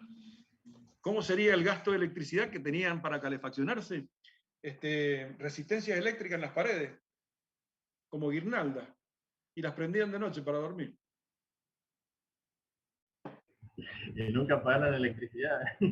Y nunca pagaron electricidad. Eso es una anécdota, no. Después se transformaron en buenos ingenieros. El poder del conocimiento, profe. Exactamente, el poder del conocimiento. Bien, este es un esquema. ¿Cómo? La viveza gaucha, digo. Sí, la viveza criolla, claro. Sí, pero es muy peligroso lo que hicieron. O sea, no lo recomiendo, yo lo cuento nada más, ¿eh? Bueno, ahí está otro esquema, una axonométrica de más o menos cómo es la historia.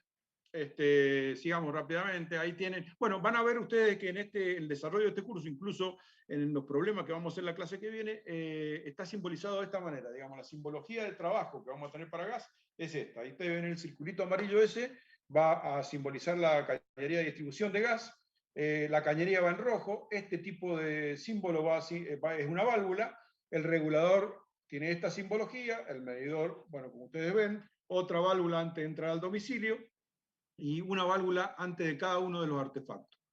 Bueno, de esta manera, y este recuadro de color celeste punteado nos va a indicar, digamos, unidades separadas, digamos. Acá tenemos todo el sistema de regulación y medición separado de la vivienda propiamente dicha. Bueno, acá les decía que una de las principales cosas que ustedes debían pedir para una cañería de gas es la prueba de hermeticidad. Entonces, si se tratara de media presión, como es tan peligrosa la media presión, la norma nos exige que pidamos una prueba de 15 minutos elevando la presión con un manómetro, con aire nada más, no con gas, evidentemente, con aire, a 4 kilos por centímetro cuadrado. Se tiene que mantener durante 15 minutos sin ninguna pérdida. Y para las cañerías interiores que tienen que andar a menos presión, se eleva a 200 gramos por centímetro cuadrado, o sea, 10 veces más que la presión de trabajo, durante 15 minutos también. Sería la prueba de presión de una cañería interna. Eso sería la prueba obligatoria que ustedes les tendrían que pedir al gasista. Ellos tienen una bombita y tienen una bombita que anda a palanca, y tienen manómetros para colocarlo en un determinado lugar, le ponen tapones a todas las salidas de la cañería, en uno de los tapones lo reemplazan por el manómetro, y en otro de los tapones lo reemplazan por la bomba. Hacen presión y prueban de toda la cañería de la casa. No les lleva más de 15 minutos y ustedes se quedan tranquilísimos.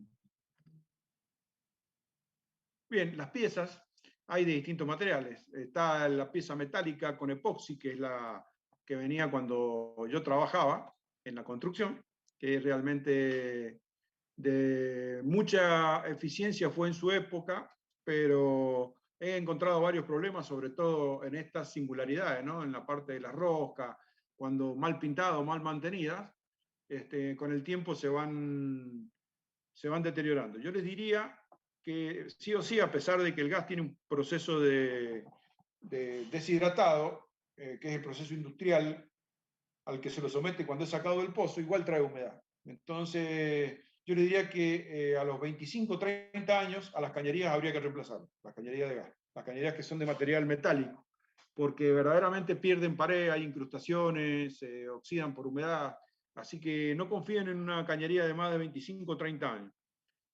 No conocemos todavía... He visto que vienen también con inserto algunas. ¿Con qué? Fusión con inserto, termofusión con inserto de metal. Bueno, a eso iba ahora. Ahora viene la termofusión con inserto, que vienen todos los codos y todas las piezas vienen con inserto metálico, pero el inserto metálico es acero inoxidable, no es acero negro como no es hierro negro, es acero inoxidable, es decir que en ese caso no tendríamos inconveniente. Es muy cara la termofusión que viene, y viene con viene tricapa, viene con polipropileno, viene una capa de polietileno, y viene una capa interna de metal. El metal, la función que va a cumplir no es una función estructural, porque es un metal muy delgado, pero sí cumple la función de ser una barrera impermeable al oxígeno. Siempre recuerden ustedes que los plásticos son permeables al oxígeno. Entonces no se puede dejar una cañería de este tipo con algún tipo de permeabilidad, se le coloca metal entonces. Ahí tienen, estas son, fíjense, ahí se ve la tricapa, ¿eh? Viene el polipropileno afuera, que es amarillo, una capa blanca de polietileno y adentro una capa metálica. ¿Pueden notarlo ahí o le hago un zoom ahí a ver si se puede? ¿Lo ven? Sí, profesor. Algo se ve, ¿no? Pero sí, es verdad que es carísimo. Digamos así que sí. Es muy caro. Realmente caro, y ahí están los insertos metálicos que nos decía nuestro compañero. Ve que vienen las piezas con un insertito a rosca, metálico que es de acero inoxidable, y eso, la gran crítica que se le hacía a estos sistemas es que las roscas que debíamos hacer para instalar una estufa, por ejemplo, se terminaban robando, o sea, porque metíamos un metal en contacto con el plástico. Entonces con esto lo solucionaron, metieron metal con metal, va a ser acero inoxidable con el metal que nosotros le pongamos para la conexión, con la ventaja adicional de que el acero inoxidable raramente tiene efecto de corrientes galvánicas con cualquier otro metal. De todas formas, profe, el epoxi sigue funcionando bien. O sea, ¿El qué? Durante 25 años, por lo menos, el epoxi. Sí, sigue funcionando bien, pero yo les digo simplemente que ustedes cuando, digamos, tengan que hacer un informe de rehabilitación de una propiedad, no se olviden de colocar por ahí chiquitito, se recomienda revisión profunda de la cañería de gases. Por ejemplo, no acepten cualquier cosa de esa edad, de 25, 30 años, sin haberlo revisado. O por lo menos coloquen en el informe que se recomienda hacer tal cosa. ¿Comprenden lo que digo? Pues les va a tocar hacer muchos informes. ¿Entienden a lo que voy, no? Sí, sí. Sí, perfecto. Sí, profe. Es una forma de asegurarse que va a estar todo bien. Claro, claro, ustedes siempre tienen que ser precavidos. Lo que no conocen, recomienden que se haga, por más que no lo hagan ustedes. Para eso, o sea, debemos actuar con reflejo siempre en eso. ¿Por qué? Porque, ¿qué van a recomendar ustedes? Que se pique toda la cañería y se revise. Como eso es económicamente imposible, bueno, no nos quedemos con toda la responsabilidad, porque lo primero que van a hacer cuando ocurre un accidente, pues si esto lo revisó un ingeniero el año pasado y me dijo que estaba bien. Ahí están los insertos metálicos también. Está muy bonito. Realmente son cañerías son elementos de muy buena calidad. Bueno, ¿y eso hace falta también cambiarlo cada 25 años o esto ya dura más? Bueno, eso es lo que me olvidé de completar la frase. Esto todavía no se conoce el techo de este tipo de cañería. No, porque yo te diría hace 15 años que la estamos usando, no conocemos todavía el techo. Estamos todavía viendo cañerías de este tipo que están impecables, interviniendo cañerías que están impecables en la actualidad, pero no llevamos nada más que 15 años. ¿Se entendió, no? No hay forma de saberlo hasta que no pasen 30 o 40 años.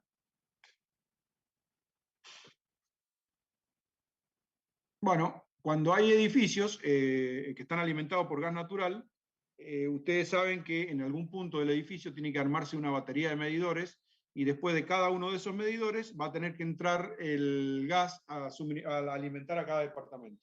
La razón de armar esta batería en un ambiente separado es para que el toma-estado, el lector del medidor, tenga un lugar accesible en los espacios comunes del edificio para poder leer el consumo de gas de cada departamento. Estos espacios no son espacios cualquiera, están bastante bien estudiados, tienen una ventilación especial, están hechos con dispositivos anti-chispa, anti-llama. Es decir, hay una gran inversión dentro de estos espacios que contienen los medidores, que son gabinetes de grandes dimensiones. Incluso hay algunos cuando supera determinada cantidad que necesitan dos puertas, una puerta y puerta cancel, digamos, de modo que el que vaya entrando pueda detectar previamente una pérdida por el olor, o sea, que haya, digamos, señales de advertencia anteriores. Esta es la forma que vamos a hacer el práctico del edificio, o sea, un esquema de esa batería de medidores, tienen ustedes ahí a la izquierda, y a la derecha solamente el consumo hasta las válvulas, no interesa el artefacto que sea en cada caso particular. Ahí tienen una batería de medidores armada.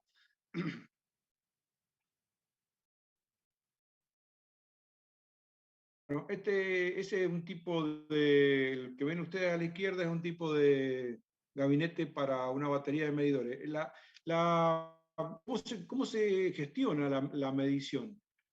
Cuando ustedes terminan un edificio y entregan el edificio terminado, tienen que entregarle, para que la empresa de gas le dé la habilitación y le entregue el gas, le habilite el gas para el edificio, le van a tener que entregar a la empresa de gas dos llaves. La llave de la puerta principal del edificio y la llave de la puerta de la batería de medidores. Porque tiene que ser independiente de la presencia o no del portero. Debe poder entrar el toma-estado en cualquier momento. ¿Se entendió? Pero no sé si puede... Se armó de barajuste. Todos se enojaron por las llaves, no quieren entregar las llaves. No, eso le iba a preguntar. ¿El Ecogas tiene la llave de cualquier edificio entonces? Y sí. ¿Cómo es? Y sí, no sé si las tiene ahora, pero eso es lo que dice la disposición, que ellos deben poder entrar libremente. Es más, cuando se arma un incendio, bueno, los bomberos entran con hachas directamente, entran, no les hace falta llave, pero cuando la empresa que acude cuando se arma un incendio urbano, son delegaciones de Ecogas, guardias de Ecogas, y ellos deben ir con la llave y todo, teóricamente, ¿no? Esa forma que ven a ustedes ahí es el ambiente que les había dicho con una cámara y una antecámara. Hemos llegado al récord de 49. Y en cuanto al gas envasado, tenemos, también está reglamentado el gabinete. El gabinete tiene que ser hecho de material incombustible. El gabinete tiene, por ejemplo, si ustedes calculan que va a hacer falta un tubo para alimentar la unidad locativa que estén estudiando durante 15 días, siempre se dispone de que haya un tubo en acción y un tubo en reserva. Siempre tienen que haber 2 tubos como mínimo. Este es el gabinete mínimo que mide 1 metro por 1,60 m de altura y 50 centímetros de profundidad.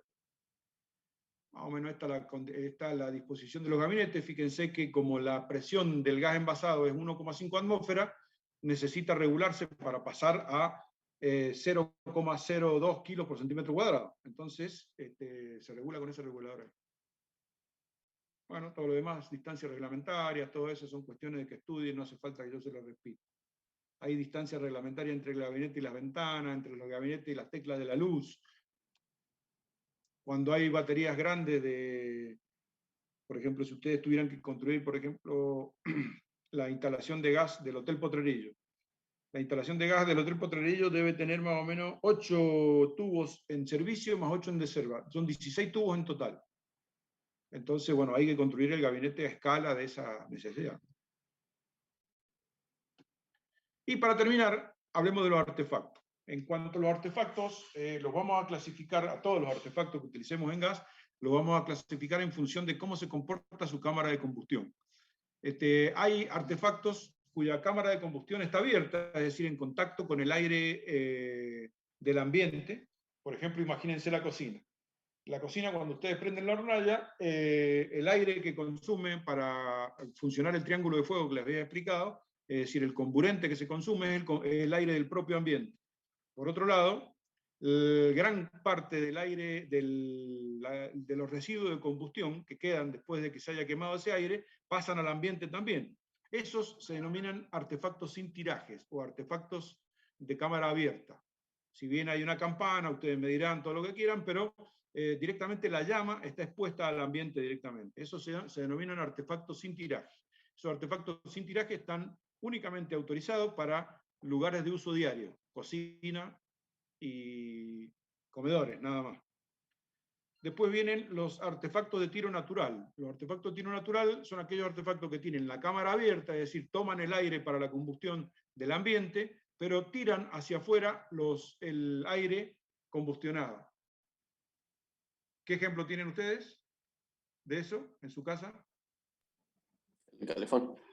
El calefón. Siempre el calefón toma la llama del aire, es decir, consume el mismo aire que respiramos y tira, pero no nos devuelve el aire combustionado al mismo ambiente, sino que lo tira afuera por una ventilación. Eso se denominan artefactos de tiro natural. Y luego viene lo mejor de todo, que son los artefactos de tiro balanceado, que son aquellos que toman el aire de afuera para efectuar la combustión, y una vez hecha la combustión, el gas combustionado lo vuelven a tirar hacia afuera. Evidentemente, si hablamos de eficiencia, la eficiencia crece a medida que más abierta sea, que más sin tiraje sea el artefacto. Tiene mucho menos rendimiento una estufa de tiro balanceado que una estufa de tiro natural, por ejemplo. Pero bueno, eso es responsabilidad de cada uno estudiar y bueno, respetar las normas. Por ejemplo, la única estufa que se puede colocar en ambientes de noche o en pasillos son las de tiro balanceado. Bueno, es más o menos la explicación. Evidentemente, en ambientes donde haya artefactos que consuman el oxígeno del ambiente, va a haber que colocar aportes de aire. Esos aportes son esas rejillitas que ustedes ven, una abajo a unos 15 centímetros del suelo y otra arriba a unos 2,50 metros, para favorecer que, como la estratificación entre el aire caliente y el frío va a hacer que el aire caliente se acumule arriba, naturalmente va a salir por arriba y se va a renovar el aire por la parte inferior. Física básica. Bien, lo demás es todo explicación para... Este es un artefacto de tiro balanceado. Fíjense que la flecha azul toma el aire, un tiro balanceado horizontal se llama eso. Tiro balanceado horizontal. Toma el aire, combustiona, acá el fueguito, y el gas quemado sale hacia afuera por el segundo tubo. El calentamiento se efectúa en este caso por radiación, al calentarse la chapa, y por convección fundamentalmente. Se calienta el aire que está en contacto con esa chapa y empieza a mover el aire del ambiente. Profe, pero ahí tiene una entrada de aire por afuera. ¿Cómo? Tiene una entrada de aire por afuera el artefacto. Claro, este es del exterior y este es del interior. ¿Entendiste eso, no? O sea, usa aire de los dos ambientes para combustionar, no solo el de... No, este aire es simplemente convección. Es aire que se calienta, pero no está usado en la cámara de combustión. La cámara de combustión es totalmente hermética. ¿Comprendiste? Eso sí, ahí entendí.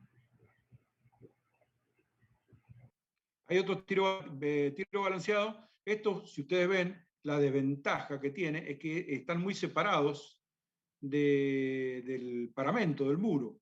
Entonces ocupan mucho espacio. Entonces son muy poco usados para los pasillos. No los quiere la gente colocar en los pasillos porque ocupan mucho espacio y uno se anda chocando con eso.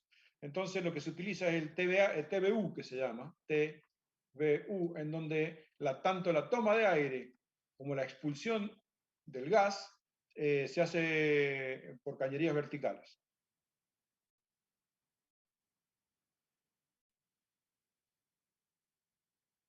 Bien, distintos tipos de ventilaciones, autorizadas, no autorizadas.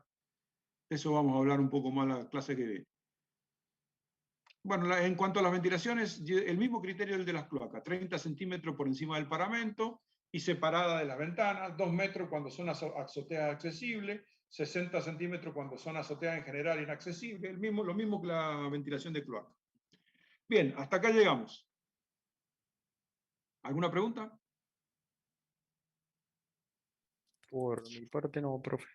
Ahí entró uno espectacular. Ese tipo sí que la tiene clara.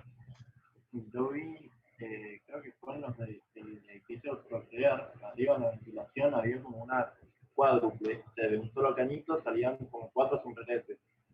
No sé si eso es legal. A ver, repetime, por favor. O sea, de una salida de aire, no sé si era de ventilación de gas o de sanitario, de un mismo caño salían 4 sombreretes. 4 sombreretes. No, está bien. Lo que pasa es que por ahí vos lo que estuviste viendo es el ducto de ventilación que lleva caños de ventilación. Puede llevar 4, 10, 50 si vos querés. Pero ese es el ducto que lleva todos los caños. Entonces va a haber tantos sombreretes como ventilaciones ahí adentro. Es posible que hayas visto eso. O sea, no, que de un mismo caño arriba se dividía en 4. O sea, salían 4 del caño principal. Es muy raro. Y salía cada uno con su sombrero. Sí. Por eso me pareció rarísimo. Es muy raro. En vez de ponerle un solo sombrerito, le pusieron 4. Está muy bien. No, claro, no sé si tiene alguna función en especial. No. De cualquier modo no es reglamentario, ¿no? No lo he visto en el reglamento directamente. Bien, gracias por la atención. Nos vemos el miércoles que viene. Ya ahí tomamos decisiones sobre el examen que va a ser el otro miércoles, el primer examen. Gracias, profe. Listo, profe, muchas gracias. Sí, hasta luego. Hasta luego. Muchas gracias.